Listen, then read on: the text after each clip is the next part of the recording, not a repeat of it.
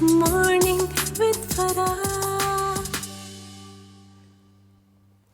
Welcome back. शाबानुल Muazzam के पहले हफ्ते में विलादत हज़रत इमाम हुसैन रज़ियल्लाहु ताला अन्हु है, विलादत इमाम ज़ैनुल आबिदीन रज़ियल्लाहु ताला अन्हु है, विलादत अब्बास अलमदार है और आज चूँकि जुम्मतुल मुबारक का दिन है तो हमने इन तीनों विलादतों के ऊपर आज का प्रोग्राम जो है उस पर बात करने की कोशिश की है। ये इतनी बड़ी शानें हैं कि बयान नहीं कर सकते हम, ना हम पहुँच ही सकते हैं उस जगह तक जहाँ जिस मकाम व मरतबे पे ये लोग फ़ाइज़ हैं, लेकिन कोशिश है कि हम थोड़ा थोड़ा ज़िक्र करते रहें ताकि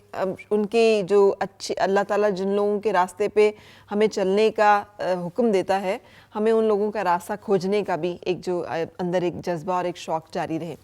राबिया मेरे साथ मौजूद है और हम आपसे दरख्वास्त करेंगे कुछ फ़ज़ाइल इमाम हुसैन रज़ियल्लाहु ताला अन्हु कुछ आपकी ज़बान से हम पेश कर सकें अपने देखने वालों तक। बहुत शुक्रिया फरहान, जज़ाकल्लाह, थैंक यू।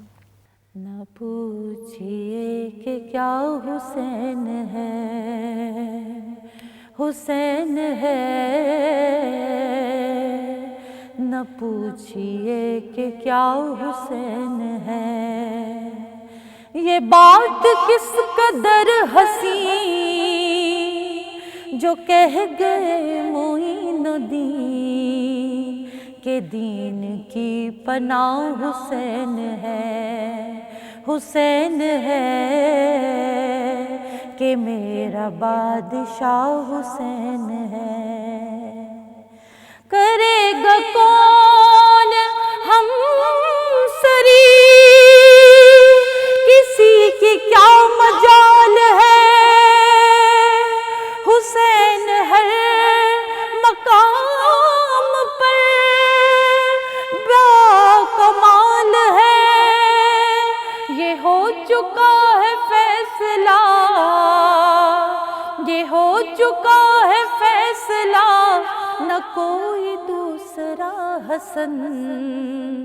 न कोई दूसरा हुसैन है, हुसैन है, न कोई दूसरा हुसैन है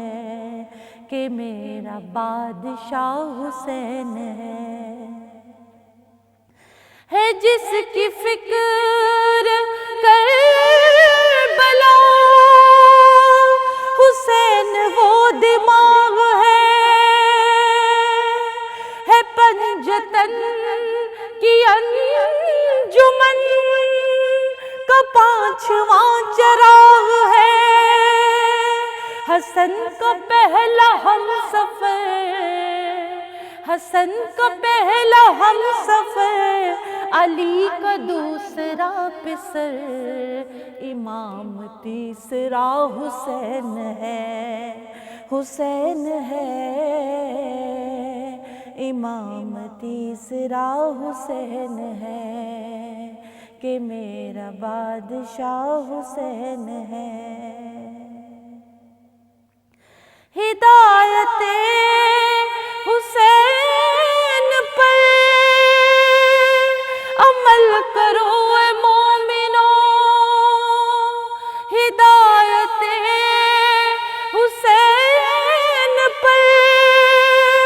अमल करो ए मोमिनो, रहेंगे हम बहिश्त में, यकीन रखो ए मोमिनो, कबूल होगी हर दुआ, कबूल होगी हर दुआ, किसी से क्यों डरे भला, हमारा वास्ता हुसैन है, हुसैन है, हमारा वास्ता हुसैन है। ये बात किस कदर हंसी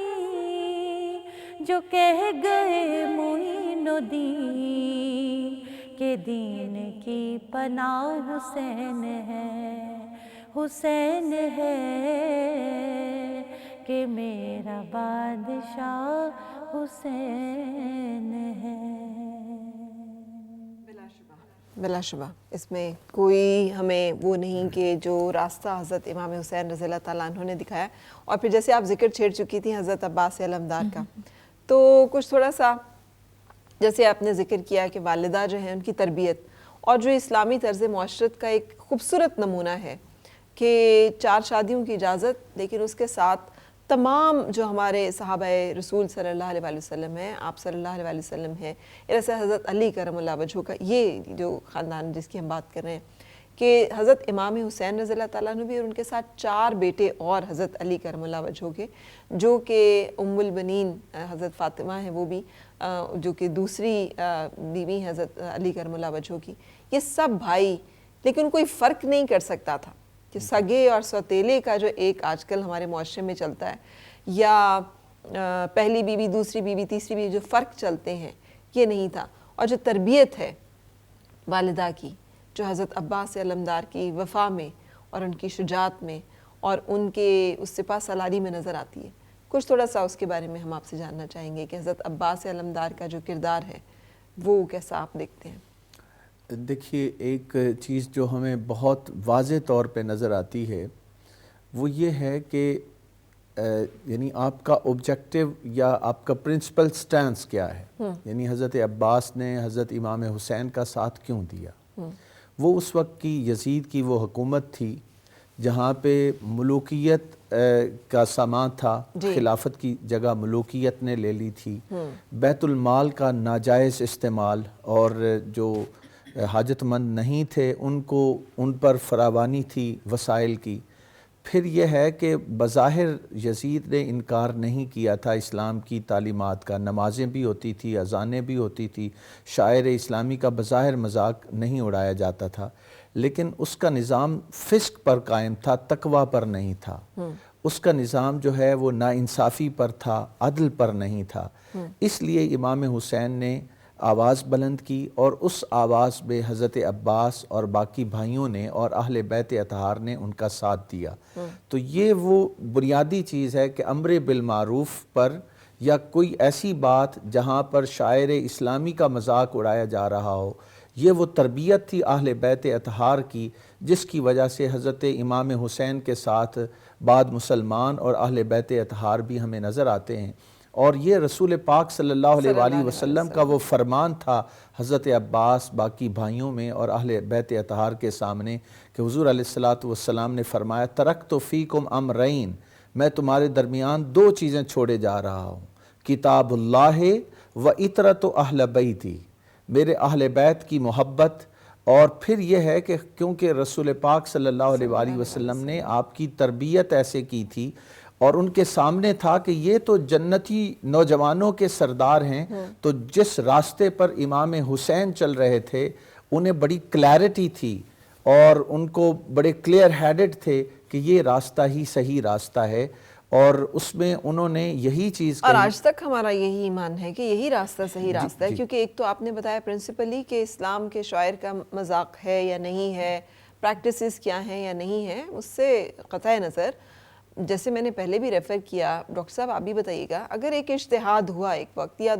ایک مصالحت کی کچھ شرائط پہ مصالحت ہوئی اور حضرت امام حسن رضی اللہ تعالیٰ عنہ نے گیو اپ کی خلافت اس بات پہ کہ وراثت میں نہیں آئے گی اور وہ منتقل ہوتی ہے کہ چونکہ سینیورٹی کی بیس پہ یا شورا کے انتخاب پہ جو ہے وہ منتخب ہوئے حضرت امیر معاویہ اور ان کی خلافت جو ہے وہ قائم ہوئی، تو اس کے وہ جاتے ہوئے نامزد جو ہے وہ نہیں کر سکتے جب تک کہ شورا یا اور جو اس کو پھر اسی طرح سے اوپن جو ہے وہ ہونا چاہیے، جو ایک پرنسپل سٹینڈ ہے۔ سو یہ بھی تو ایک بہت ایک کلیئر فیصلہ ہے۔ اچھا، اس میں سمجھتا ہوں کہ کریڈٹ دونوں طرف جاتا ہے، امام حضرت امیر معاویہ کو اور امام حسن دونوں کو کریڈٹ جاتا ہے۔ فضا ایسی بن گئی تھی کہ 2 مسلمان گروہ آپس میں دست و گریباں ہونے کے قریب تھے، بالکل تیار تھے لڑائی کے لیے، تو حضرت امیر معاویہ نے اپنا پیغام بھجوایا امام حسن کی طرف کہ ایسی صورتحال ہے، دونوں طرف جو ہے مسلمان جو ہیں وہ مارے جائیں گے، تو اس پہ ہمیں غور و خوض کرنا چاہیے۔ تو جب آپ نے بھیجے اپنے قاصد بھیجے، قاصد بھیجے، اور انہوں نے کہا کہ امام حسن جو شرائط رکھیں ان کو مان لینا،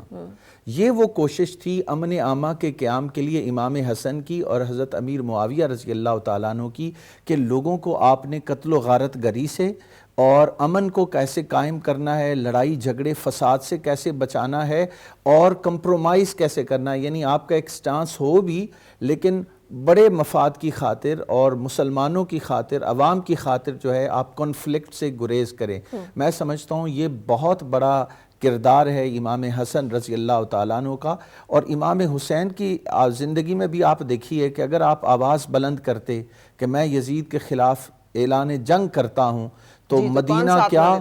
مدینہ کیا ہر جگہ سے مسلمان آپ کے ساتھ کھڑے ہوتے ہیں. ایگزیکٹلی وہ وقت جب آپ نکلے ہیں مکہ المکرمہ سے، وہ وقت ہے جب تمام مسلمان وہاں حج کے لیے جمع ہو رہے ہیں، اور آپ کی ایک کال پہ تمام مسلمان لبیک، لیکن آپ خاموشی سے وہاں سے نکلتے ہیں کیونکہ مطلب تصادم نہیں ہے. مطلب تو یہ ہے کہ آپ وہاں سے اس کانفلکٹ میں یا اس بیعت پر مجبور نہ کیے جائیں جو آپ کرنے کے لیے تیار نہیں. وہ صرف بیعت کا مسئلہ، امام حسین کی صرف بیعت کا مسئلہ نہیں تھا، وہ ایک پوری امت مسلمہ کو ایک کردار دینا تھا کہ جب بھی حکمران ظالم ہو، جابر ہو، وہ نااہل ہو، وہ انسانی حقوق جو ہیں ان کو پامال کر رہا ہو، اسلامی شاعر کا مذاق اڑا رہا ہو، بیت المال کا ناجائز استعمال کر رہا ہو، تو وہاں پر طاقت سے گھبرانا نہیں بلکہ اس کے خلاف کھڑا ہونے ہیں. وہ ایک پیغام تھا، اور وہ پیغام دینے کے بعد آپ نے پھر کنفلکٹ سے گریز کیا. جیسے آپ نے کہا کہ مجھے یزید سے ملنے دیا جائے یا مجھے سرحد پہ جانے دیا جائے تاکہ میں جہاد میں شریک ہو سکوں، تاکہ وہاں پہ جا کے میں جہاد میں شریک ہو سکوں. یہ وہ پیغام ہے حضرت امام حسین کی زندگی کا کہ امن کو کیسے قائم کرنا. اور میں اس میں کہوں گا کہ آپ نے اپنے ساتھیوں کو آزمائش میں نہیں ڈالا. جو میدان کربلا میں بھی آ گئے، جب رات ہوتی ہے تو آپ اپنے ساتھیوں کے ساتھ ایک خطاب کرتے ہیں، کہتے ہیں کہ رات ہو گئی ہے، یزیدی لشکر جو ہے وہ میرے خون کا پیاسا ہے،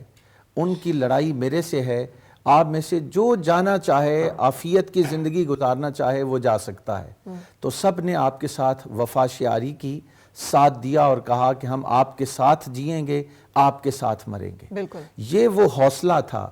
اور یہ وہ کلیرٹی تھی کہ ایک یعنی کوئی شخص جب حق پر ہوتا ہے اس کے ساتھ کھڑے کیسے ہونا ہے. یہ آج کے دور میں میں سمجھتا ہوں اس کی امپلیمنٹیشن کی ضرورت ہے کہ جب کبھی آپ کو مشکل وقت میں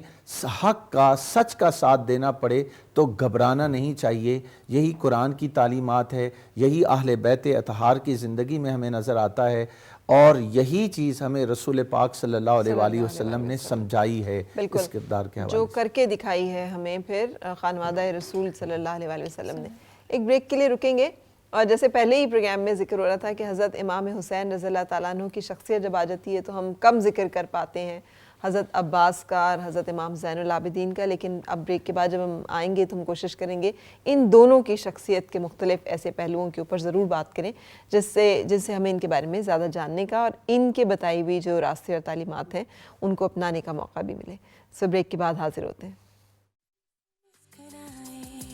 اور مل کے گنگنائے ہیں گمشدہ جو خوشیاں ساری وہ ڈھونڈ لائے، آؤ پھر سے مسکرائے.